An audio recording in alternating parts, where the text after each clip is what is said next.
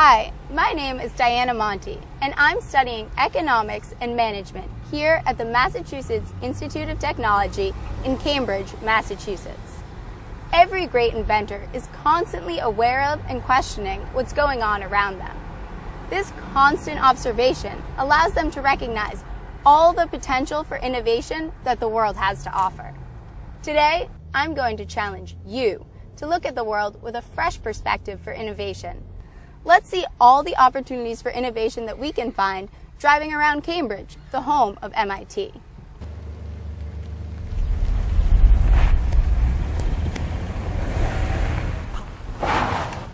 Whoa, that was a close call. Did you see how that car nearly backed into me?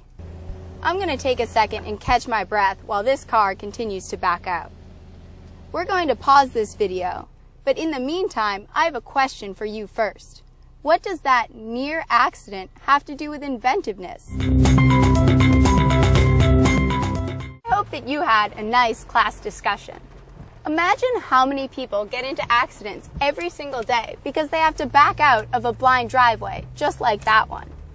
What if these people had some sort of device in their driveway that could rotate the car 180 degrees? Then they wouldn't have to back out onto the street. Imagine all the accidents and aggravation that could be avoided if there existed such a car turntable device. So that near accident was actually an opportunity for innovation. I challenge you to look for more opportunities for innovation just like that one. As Marcel Proust said, the real act of discovery consists not in finding new lands, but in seeing with new eyes. As we've been driving around, I've seen lots of dangerous and inefficient situations that pose great opportunities for invention. Now it's your turn to talk with your classmates about some of the opportunities for engineering innovation that you noticed. You don't have to limit yourself to things that you just saw. Look around your classroom or think about your everyday life. The opportunities for invention are everywhere. Welcome back. In addition to my coursework here at MIT, I'm also involved in MIT's Society of Women Engineers. I'm actually the co-chair of the Women in Science and Engineering program, or WISE for short. WISE is a year-long outreach program that provides high school girls with opportunities to explore science and engineering. I'm here with two past participants in the WISE program, Tori Muse and Priyanka Ram. We call them the WISE Girls. During the break, we were discussing all the everyday opportunities for innovation that we noticed. Tori was actually just mentioning some green opportunities for innovation. Right. I walk down the street and see how wasteful people can be in terms of keeping their cars running or letting heat and AC out of windows. Maybe windows could be better reconstructed or newly shaped to promote insulation. I also often think of green-oriented technology to be created or iPod apps since I'm young. Those all sound like great ideas. The WISE Girls and I also noticed a person struggling to maneuver their wheelchair in the clip before the break. A group of students from Staten Island Technical High School recognized this wheelchair insufficiency as an opportunity for innovation. Inspired by their motto, "There are no problems, only solutions," this group of students set about developing a wheelchair that could meet the unsatisfied needs of the wheelchair-bound. Innovators see problems as an opportunity for advancement and invention. They have the courage and vision to tackle problems that no one knows the answers to. By looking at challenges through the lens of possibilities, you are well on your way to creating the next great invention. Can you think of any other inventions for those with physical limitations? Inventions that you might want to be a part of developing? The WISE Girls and I are going to discuss this, while you also discuss in your classroom. The WISE Girls and I had a nice discussion, and I hope that you had a nice discussion in your classroom as well. Please share with us your invention ideas for those with physical limitations on the Blossoms website. Let's start a great discussion on the topic. I know I often take for granted the innovative thinking behind everyday items. It is easy to forget the innovation this light bulb embodies. There were years of experimenting that went into developing the light bulb. The first time that Thomas Edison tried to create the light bulb, he failed. After making several changes, he tried again and failed again. But what made Thomas Edison different from other people is that he stuck with it, and after nearly 10,000 more attempts, he finally successfully created the very first light bulb. But Edison did not think any of his failures were actually failures. Edison said, If I find 10,000 ways something won't work, I haven't failed. I'm not discouraged, because every wrong attempt discarded is just one more step forward. Do you turn your mistakes into learning opportunities? Adopt the same attitude as Edison did. Learn from your mistakes and be persistent. The light bulb wasn't the only thing I invented. I also invented the telegraph, batteries, cement, and the phonograph, among many other things. Edison, you're always so practical and observant. Well, the classic marketing philosophy says to fill the unmet need. So I invented useful items that a majority of the population could use. Every one of us has practical skills that we can offer the world. The world needs your talents and ideas, just as the world needed Edison's. More often than not, a great idea takes time, effort, and perseverance in order to develop into a successful invention. You have to learn from your mistakes, but sometimes mistakes can be inventions in themselves. Sometimes inventions are simply stumbled upon. Did you know ice cream was originally exclusively for the wealthy? Yeah, but by the early 1900s, ice cream became affordable, and vendors began to sell it on street corners from glass dishes for only a penny. Unfortunately, sanitation became an issue, and many people would accidentally walk off with the glass dishes or break them. Eventually, paper cups and biscuit cups replaced these glass dishes. My favorite way to eat ice cream is from a cone, though. I wonder who thought of that. Well, in 1904, at the World's Fair in St. Louis, Missouri, an ice cream vendor named Arnold Fernaccio ran out of paper dishes at the fair. A friendly Syrian waffle vendor nearby, named Ernest Hamwi, rolled some of his pastries into a cone and gave them to Arnold to hold the ice cream in. I'm sure word spread quickly throughout the fair. It sure did. Many other vendors began constructing their own waffle cones to sell ice cream in. Everyone wanted to take credit for the new delicious invention. That just goes to show you that you never know when or where innovation may occur. By constantly looking for problems and opportunities for innovation, you greatly increase your invention potential. So girls, how are you going to increase your awareness of everyday opportunities for innovation? I'm going to watch and read the news to look for opportunities for new safety-oriented inventions inspired by real-life accidents and tragedies. By keeping up with the news, I can be aware of trends and inventions as well as concerns. I'm going to deliberately take alternate routes to school and to my different activities so that I can always be witnessing new things. I'm also going to use social networking sites to post links and progress in the engineering field, as well as things that excite me. Yeah, like on Facebook and Twitter. That would be a great way to promote engineering in your own community. Those all sound like great ideas, girls. I'm sure you're going to be overflowing with new invention ideas soon. So, the Wise Girls and I are working to increase our awareness of everyday opportunities for innovation. What are you going to do to increase your awareness? I hope that you had some nice discussions with your classmates during the break. I'm excited to keep looking for opportunities and innovation, but right now I can't stop thinking about that near accident you had while driving around earlier. Me too. I really think we should pursue some sort of driveway car turntable device. I think it has so much potential, but I have no idea where to begin. Well, girls, there certainly are lots of stepping stones and hurdles throughout the innovation process, but thankfully there's also lots of great resources out there that can help us along the way. Let's see if my friend Lou Goldish can help us out. Success as an entrepreneur doesn't just happen. Sure, you need an idea, but you also have to be willing to work hard, to face challenges, and to persevere. And if that's okay with you, you can start at any time, even in high school. How do I know? Because I work with many entrepreneurs who started in high school. I am Lou Goldish, Senior Advisor in the Venture Mentoring Service at the Massachusetts Institute of Technology. We provide experienced business people to mentor students and others starting ventures at MIT. In the process of creating a business out of your idea, you need to do three things: thinking, analyzing, and doing. So far, you've been thinking, noticing needs and coming up with ideas. Now you might say, okay, I thought of something, I'm ready to start a business. But wait, does anyone want your product or service? Can your product or service be sold at a price at which you can make a profit? Now you have to start analyzing. So, what do we mean by analyzing, or to use business terminology, market analysis? You can't just Google how many people want to buy my product and can I make a profit? Here's where the analyzing comes in. You look for information that you can Google, or that you can look up in the library or in reports or magazines. You ask potential customers questions that they can answer easily. Then you analyze all the information you've collected so that you can determine, do people want to buy my product and can I make a profit? Here are some of the issues you may want to look into. What am I enabling people to do that they couldn't do before or can now do better?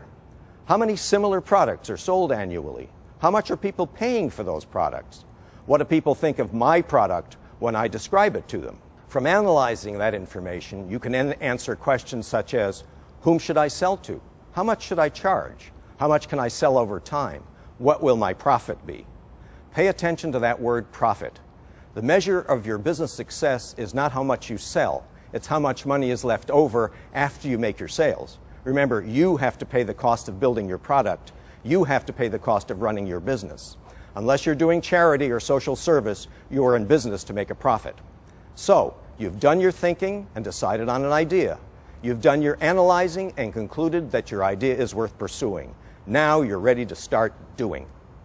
There are certainly lots of steps to go through in the invention process, but if we approach them methodically, then the whole process seems a lot less daunting. So you want to pursue this driveway turnaround device. Well, what specifically is the problem that you want to solve, or the device that you want to create? You want to have a clear idea of exactly the problem in mind.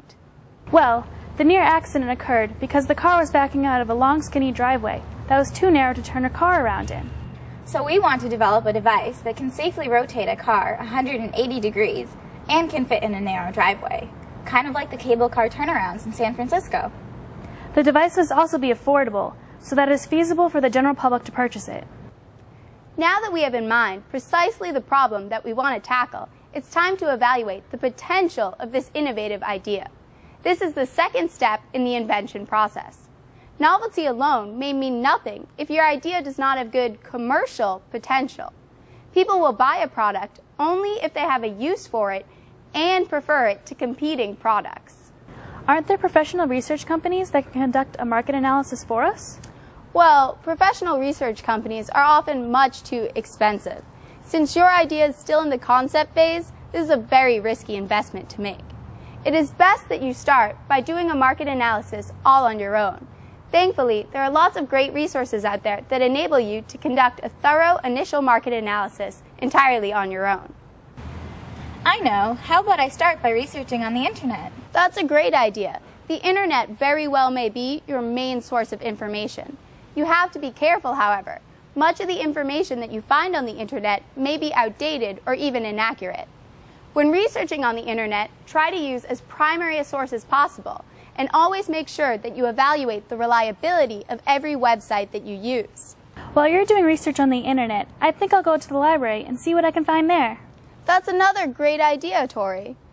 The library is another great and completely free resource for you to conduct your market potential analysis. Many academic and large public libraries have business information departments that are staffed by helpful librarians. Let's get to the research, girls. So how did all your research go? What did you find out? When researching driveway accidents, I came across lots of child safety initiatives for the prevention of child backovers, which is when a child is backed over by a vehicle in their own driveways. In the U.S. alone, 50 children are backed over each week, and 30% of deaths involving a motorist and a child occur when a vehicle backs over a child. It's not just children being harmed, though. In my research, I found lots of lawsuits for wrongful deaths involving inattentive motorists backing out of their driveway and striking pedestrians walking along the sidewalk. Our driveway turntable device could potentially greatly reduce these tragedies. Based on my research, there is a great need and definite market for a driveway turntable device. There definitely is a market. However, it was quite obvious to me after a little research that there are already a lot of competitors out there. The competitors range in products offered. There are high-end built-in driveway turntable devices that go for upwards of $20,000. There are also economy class devices that cost around $6,000 to $8,000. As I browsed through the competitors' products, I started thinking about all of the desirable and necessary features that a driveway turntable device must have. Consumers would need a product that is durable, weather-resistant, capable of handling heavy loads, child-safe, and adherent to local and national regulations. Customers may also like a product that is pleasing to the eye, quiet, fully automatic, easy to install, and dual rotational. Given all these features and safety controls, I'm not sure if it would be feasible to create a cheaper product than what is already available, while meeting the durability and safety requirements of the customers. Great job with the research, girls. As you can see, it doesn't take lots of money and a professional research company in order to conduct an initial market analysis that allows you to evaluate whether your idea has true innovation potential. Your challenge is this. Might there be some innovation in designing an easy-to-use driveway turntable device that breaks the cost barrier of about $1,000? Let's have this be another one of our ongoing projects, and let's start another shared dialogue on the Blossoms website. Maybe we can invent an inexpensive driveway turntable device together and save lives. Let's pause now and give you a chance to discuss with your classmates possible ways of bringing down the cost of a driveway turntable.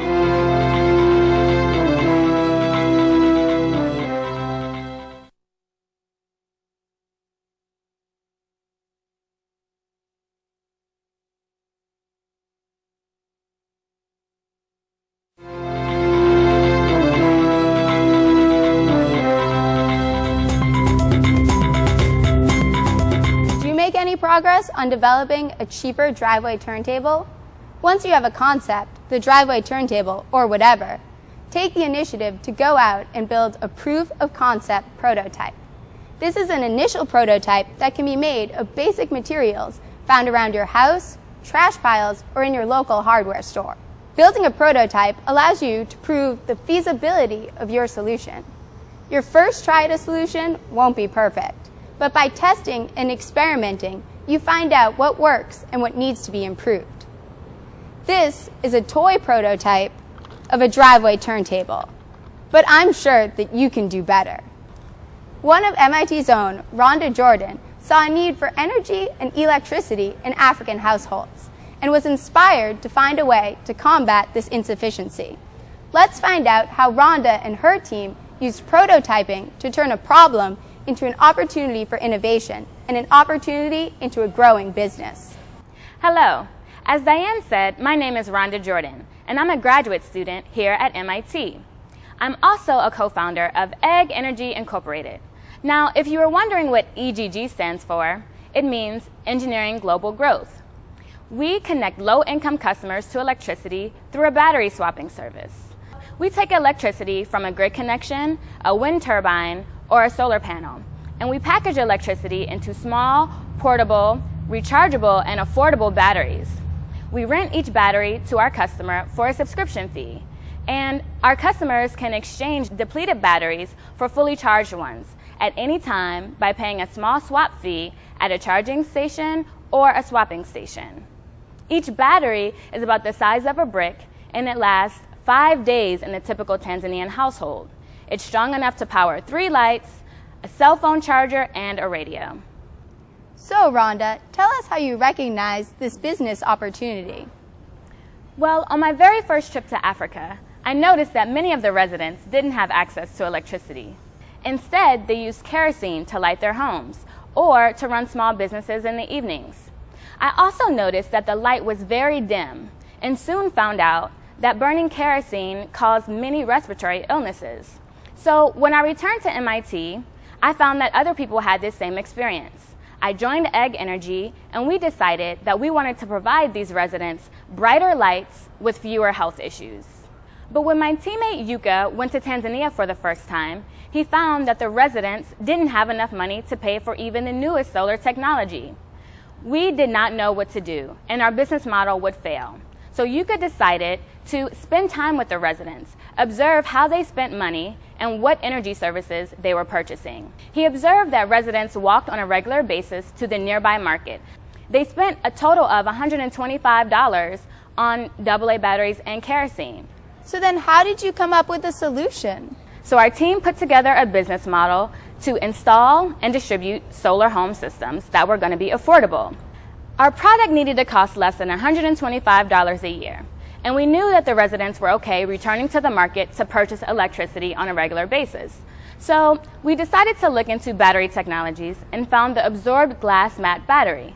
We found that it won't leak lead into the environment and was large enough to power multiple devices. So our team decided on a battery swapping service. Instead of providing homes with solar home systems, we'll use solar to charge the batteries instead. As we saw with Rhonda, and as we learned from Thomas Edison earlier, it takes trials, vision, and perseverance in order to create a successful invention. Did you know that WD-40 got its name because there were 39 formulas before it that didn't work? You can't buy WD-27. Huh, I wonder if that's why they got the name 7-Up too. Did they try 6-Up? 4-Up? Alright, let's get serious. Now it's your turn to start creating your solution to your favorite problem. It could be the driveway turntable or something completely different. During the break, take some time to start creating a vision for your solution and maybe even start drawing some prototypes. Have fun with it. I hope that you had fun sketching your prototypes. Hopefully it's just a start and you'll keep making more prototype drawings in the future as you either refine this idea or recognize new opportunities for innovation in the future. I hope that by now you are becoming confident in your ability to becoming the next great inventor. If you follow your passions, stay determined, and always be on the lookout for new opportunities, you may be amazed at what you can accomplish. We're going to close with one more real-life story. William Sanchez has inspired me, and I hope that his story can inspire you as well. Hello everyone, my name is William Sanchez and I'm the CEO and founder of CodeChip Technologies. My story may resonate with many of you. It's a very simple story. I was born and raised in the Bronx. It's an inner city community in New York City, a very tough environment to grow in. But my parents came from a dictatorial regime out of the Dominican Republic in the mid-80s. And they were even tougher than the Bronx. And three things that they valued very highly and instilled in me and my siblings were stewardship, integrity, and education. Everything that I've ever done reflects those three values. I came to MIT in 2001, and now MIT was a place that I did not knew existed when I was in high school. In high school, I remember the day crossing the street with a friend of mine who mentioned that I should apply to this school named MIT. And with the application due the next day, I sort of haphazardly and as creative a way as I could, filled out an application answering a simple question. What is, in 500 words or less, something that you really enjoy doing?